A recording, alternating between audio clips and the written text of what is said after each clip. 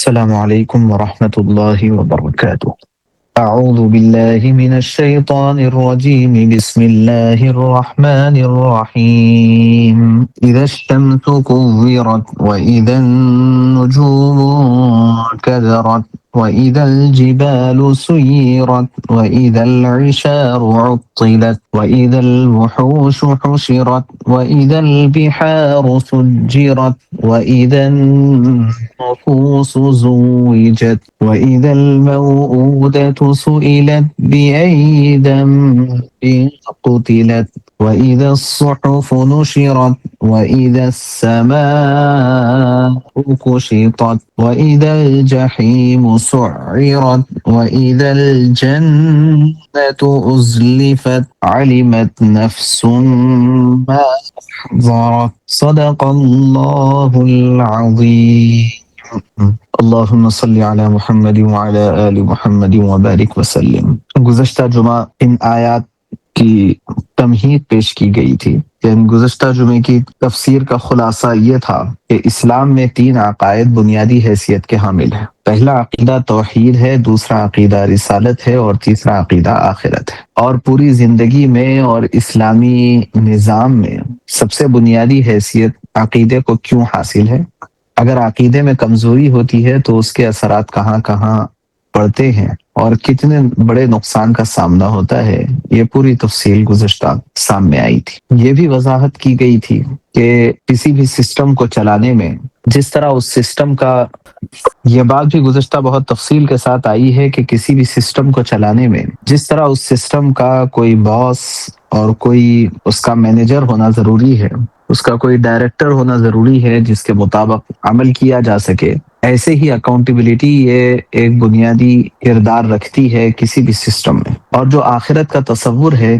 اس حیثیت سے یہ بہت ہی اہمیت کے ساتھ ایک لاجیکل فیکٹ ہے. اور آخرت کا تصور نہ ہونا کسی بھی سسٹم کے لیے ایک لاجیکل فیلیسی ہے، ایک فیلئر ہے اس سسٹم کا. اللہ کا فضل و کرم یہ ہے کہ اللہ تبارک و تعالیٰ نے ہمیں جو اسلام دیا ہے، اس اسلام میں اس طرح کے قدم قدم پر لاجیکل فیکٹس پائے جاتے ہیں اور قدم قدم پر عقلی اعتبار سے اس کی اہمیت کا اندازہ ہوتا ہے. چنانچہ اسی آخرت کے نظام کو بیان کرنے کے لیے اللہ تبارک و تعالیٰ نے قرآن پاک میں بہت ساری آیات نازل فرمائی ہیں اور بے شمار احادیث مبارکہ بھی اس کے اوپر دلالت کرتے ہیں. اور ظاہر ہے کہ یہ ہمارے عقیدے کا حصہ ہے، تو قرآن و حدیث کی آیات و روایات کی روشنی میں آخرت کا جو علم مجھے اور آپ کو حاصل ہوتا ہے، یہ علم یقینی اور ایسا علم جیسے کسی چیز کو دیکھ کر کے حاصل ہوتا ہے، ایسا علم ہمیں اور آپ کو حاصل ہوتا ہے. چنانچہ وہی آیات جو آخرت سے متعلق بہت ساری نازل ہوئی تھی، ان میں سورۃ التکویر اور سورۃ الانفطار بھی ہے، جس سورت کی آیات کی بھی تلاوت کی گئی ہے. اس سورت کی سب سے پہلی آیت ہے اذا الشمس کورت واذا النجوم انکدرت، جب سورج بے نور کر دیا جائے گا، واذا النجوم انکدرت، اور جب ستارے ماند پڑ جائیں گے، جب ستارے ماند پڑ جائیں گے، میلے ہو جائیں گے. کورت کے جو معنی آتے ہیں، اس کے ایک معنی کورت کے یہی بے نور ہو جانے کے ہے. حضرت حسن بصری رحمہ اللہ نے اسی کو ترجیح دی ہے. کورت کے ایک دوسرے معنی آتے ہیں. ربیع ابن خیثم رحمہ اللہ نے اسی معنی کا لحاظ کرتے ہوئے تفسیر فرمائی ہے. چنانچہ فرماتے ہیں کہ کورت سے مراد ڈال دیا جانا، یعنی جب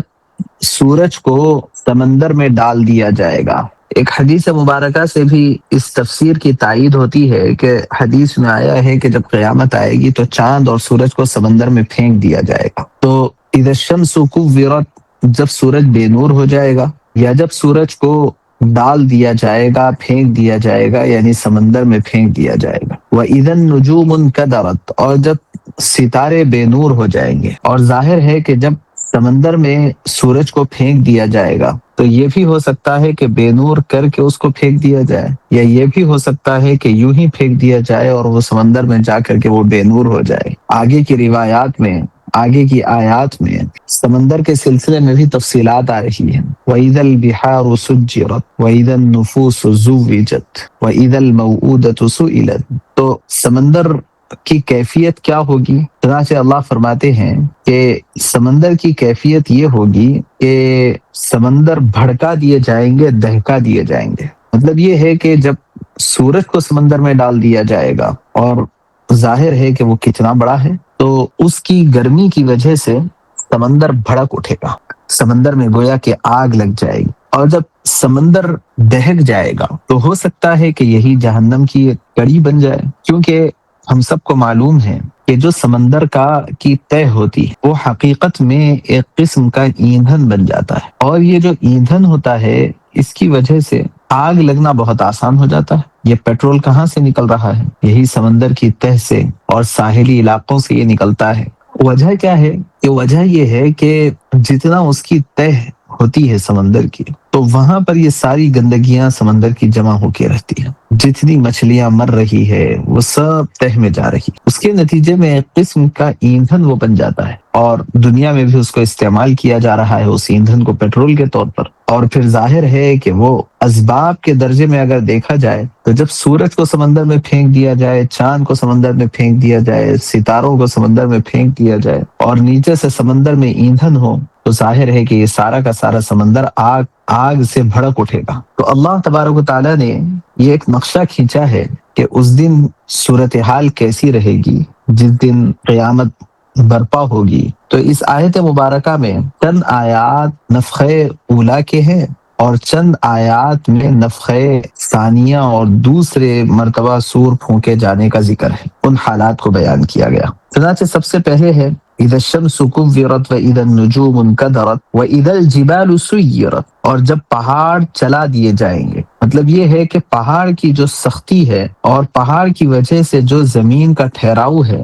وہ پہاڑوں کو بھی اللہ تبارک و تعالی اپنے کام سے ہٹا دیں گے، اور وہ پہاڑ یا تو دوسری آیت میں آیا ہے کہ روئی کے گالوں کی طرح بن کر کے اڑ جائیں گے، بادل کی طرح وہ پہاڑ بن کر کے اڑ جائیں گے۔ یہ اللہ تبارک و تعالیٰ نے فرمایا ہے اذا وقعت الواقعہ لیس لوقعتها كاذبہ خافضۃ رافعہ اذا رجت الارض رجا وبست الجبال بسا فكانت هباء منبثا۔ تو اس قیامت کے واقع ہونے کی وجہ سے جو پوری دنیا کے اندر نظام درہم برہم ہوگا، تو یہ ہباء منبثا ہو جائیں گے، ایک ہوا کی طرح پہاڑ ہو جائیں گے۔ تو مختلف انداز سے اللہ تبارک و تعالیٰ نے اس کو ذکر کیا ہے۔ یہاں پر فرمایا کہ پہاڑ چلا دیے جائیں گے، اور بے چینی اور پریشانی کا عالم یہ ہوگا کہ عرب کے نزدیک انتہائی قیمتی سمجھا جانے والا مال 10 ماہ کی گابھن اونٹنی جو بچہ دینے والی ہوتی ہے، بہت قیمتی سمجھی جاتی ہے، اور اس کی بڑی دیکھ ریکھ ہوتی ہے۔ وَإِذَا الْعِشَارُ عُطِّلَتْ کا لفظی ترجمہ تو یہی ہے کہ جب 10 ماہ کی گابھن اونٹنی چھوٹ کر کے ادھر ادھر پھرتی رہے گی، لیکن اس سے مراد یہ ہے کہ ہر انتہائی قیمتی ترین سامان، تو مالک کو اپنا سامان یاد نہیں رہے گا، اور وہ قیمتی سے قیمتی چیزیں دنیا کے اندر بے قیمت ہو کر کے ایسے ویسے اڑتی پھرے گی، وہ پھکتی نظر آئے گی۔ وَإِذَا الْعِشَارُ عُطِّلَتْ وَإِذَا الْوُحُوشُ حُشِرَتْ، اور جانور کے جو جنگل کے جو جانور ہے وہ جمع ہو جائیں گے، اکٹھے ہو جائیں گے پریشانی کی وجہ سے۔ اور جب وَإِذَا الْبِحَارُ سُجِّرَتْ، سمندروں کو دہکا دیا جائے گا۔ وَإِذَا النُّفُوسُ زُوِّجَتْ، اب یہ میدان حشر قائم ہونے کے بعد کے حالات، کہ جب جانیں لوگوں کے جوڑے جوڑے جتھے جتھے بنا دیے جائیں گے۔ مطلب یہ ہے کہ پہلے 2 الگ الگ جماعتیں، ایک کافروں کی اور ایک مسلمانوں کی، پھر مسلمانوں کی جو جماعت رہے گی اس میں بہت ساری کیٹیگریز بنے گی۔ ایمان والوں میں مجاہدین کی ایک کیٹیگری بنے گی، طالب علموں کی ایک کیٹیگری بنے گی، سچ بولنے والوں کی ایک کیٹیگری بنے گی، اور ایسے ہی دین کی خدمت گزار زہد و تقوی والوں کی ایک کیٹیگری بنے گی۔ اس طرح سے ایمان والوں میں بہت ساری کیٹیگریاں، پھر کفار میں بھی بہت ساری کیٹیگریاں۔ اس طرح سے وہاں پر چونکہ حساب و کتاب ہونا ہے، اس لیے سارے کے سارے لوگوں کو کیٹیگریز میں تقسیم کر دیا جائے گا۔ وَإِذَا النُّفُوسُ زُوِّجَتْ وَإِذَا الْمَوْءُودَةُ سُئِلَتْ، جب زندہ درگور کی ہوئی لڑکی سے پوچھا جائے گا بِأَيِّ ذَنبٍ قُتِلَتْ، کہ کس گناہ میں تجھے قتل کیا گیا۔ یہاں سوال یہ پیدا ہوتا ہے کہ قیامت کے دن تو حساب و کتاب سب کا ہونا ہے، کہ اگر کسی کو قتل کیا گیا ہے تو اس کے قتل کے بارے میں پوچھا جائے گا قاتل سے، اگر کسی کو دھوکہ دیا ہے تو اس کے بارے میں پوچھا جائے گا، اگر کسی کو کچھ نقصان پہنچایا ہے اس کے بارے میں پوچھا جائے گا، سب کے بارے میں پوچھا جائے گا۔ حساب و کتاب تو کہتے ہی اس کو ہے، لیکن موعودہ کی کیوں خصوصیت ہے کہ اللہ نے خاص طور سے اس لڑکی کا ذکر کیا ہے جس کو زندہ دفن کر دیا گیا؟ اس کا خاص طور سے ذکر یہاں کیوں کیا گیا؟ اس کی وجہ یہ ہے کہ دوسرے جتنے گناہ ہیں ان گناہوں میں اس کا کوئی نہ کوئی مدعی موجود ہے۔ کسی نے کسی کو قتل کیا تو قیامت کے دن مقتول اٹھے گا اور دعویٰ کرے گا کہ فلاں مجھے قتل کرنے والا ہے، لیکن یہ جو موعودہ ہوتی ہے جس کو زندہ دفن کر دیا جاتا ہے وہ ایسا چھپا کر کے دفن کیا جاتا ہے کہ کسی کو اس کی کانوں کان خبر بھی نہیں ہوتی، کسی کو پتہ بھی نہیں چلتا۔ تو اللہ تبارک و تعالیٰ اپنی جانب سے اس کو بھی انصاف دیں گے، اگرچہ کہ اس کے سلسلے میں میدان حشر میں کوئی مقدمہ دائر نہ کیے ہوں، لیکن وہاں انصاف کا عالم یہ ہوگا کہ اس کو بھی اللہ تبارک و تعالیٰ انصاف دیں گے اور اس کے بارے میں بھی پوچھا جائے گا۔ وَإِذَا الصُّحُفُ نُشِرَتْ، اور جب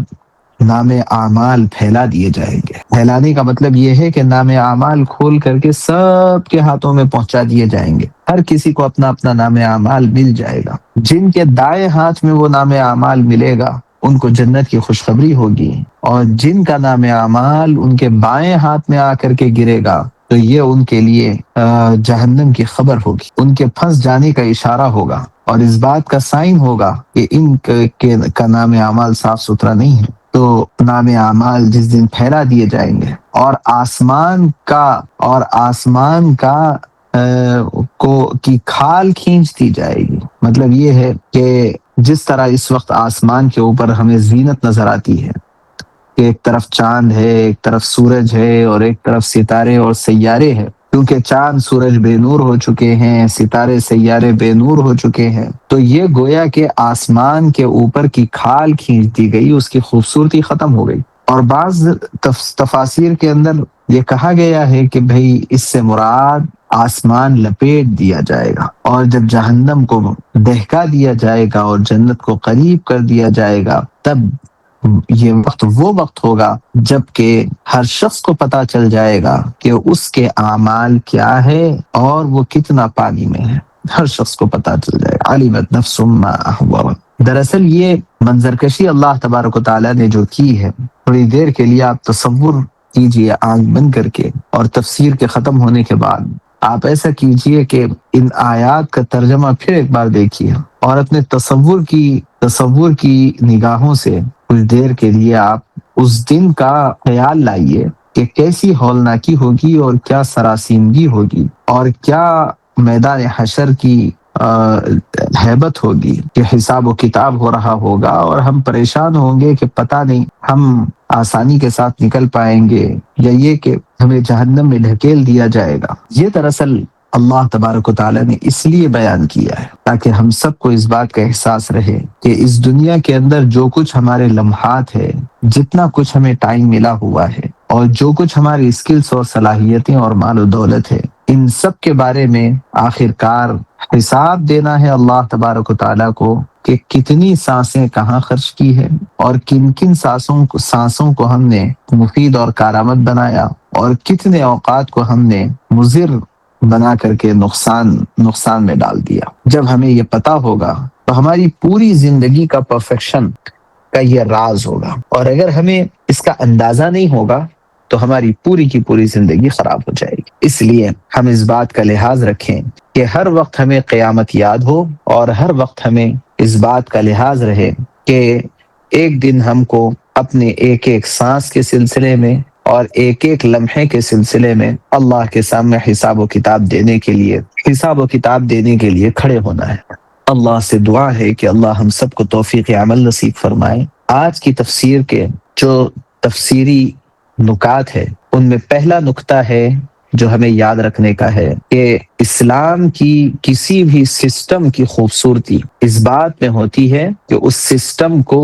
رن کرنے والا کتنا پرفیکٹ ہے، اور اس سسٹم میں کتنی کلوز مانیٹرنگ اور کلوز اکاؤنٹیبلٹی ہے، اور یہ پوری کی پوری خوبصورتی اسلام کے اندر 100% پائی جاتی ہے کہ اسلام کو دینے والے اور اس کا نظام چلانے والے اللہ ہے، اور قیامت اور آخرت کے ذریعے اس کی اکاؤنٹیبلٹی اور کلوز مانیٹرنگ، نمبر 1۔ دوسرا پوائنٹ جو ہم کو یاد رکھنا ہے وہ یہ ہے کہ قیامت یقیناً آنے والی ہے، اور قیامت کے آنے سے پہلے جو پہلا سور پھونکا جائے گا اس وقت کی ہولناکی ہمیں ہر وقت یاد رکھنا چاہیے کہ سورج اور چاند اور ستارے جیسے بڑی بڑی مخلوقات یہ بے نور ہو جائیں گے اور سمندر میں پھینک دیے جائیں گے، تو پھر ہماری اور آپ کی حالت کیا ہوگی۔ اور تیسری بات ہم سب کو یہ ذہن میں رکھنا ہے کہ ایک ایک چھوٹی سے چھوٹی چیز اور بڑے سے بڑے کام کے بارے میں وہاں سوال ہونا ہے، اور میدان حشر میں ہم سب کو حاضر ہونا ہے، اور وہاں پہنچ کر کے سب کو اس بات کا پتہ چل جانا ہے کہ ہم نے دنیا کے اندر کیا کیا پایا اور کیا کھویا۔ یہ 3 پوائنٹس یاد رکھیں گے تو انشاءاللہ یہ آج کی ہماری تفسیر کا خلاصہ یاد رہ جائے گا۔ اللہ سے دعا ہے کہ اللہ ہمیں توفیق عمل نصیب فرمائے۔